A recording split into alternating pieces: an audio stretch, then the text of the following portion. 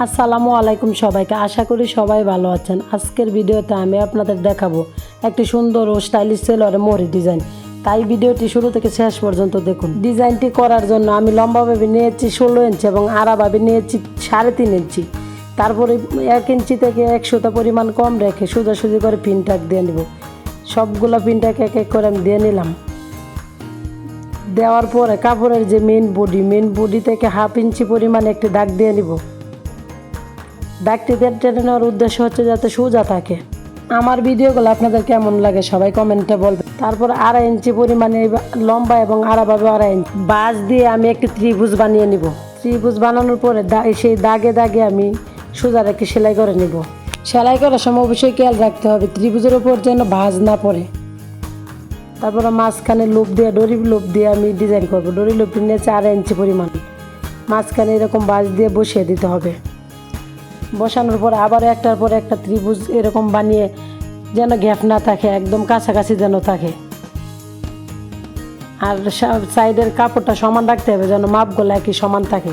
এরকম একটার পর একটা আমি বসিয়ে নিলাম।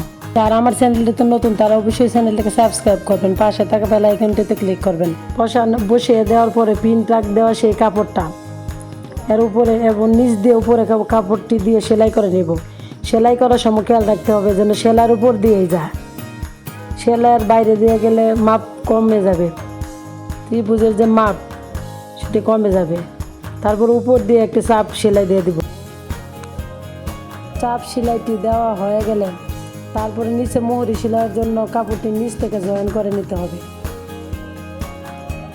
প্যানেলের কাপড় মধ্যে 1 সুতা পরিমাণ রেখে জয়েন করতে হবে।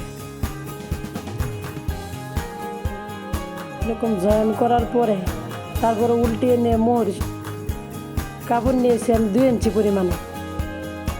তারপরে এইভাবে ভাঁজ দিয়ে মোহরি সেলাইটি করে নিতে হবে।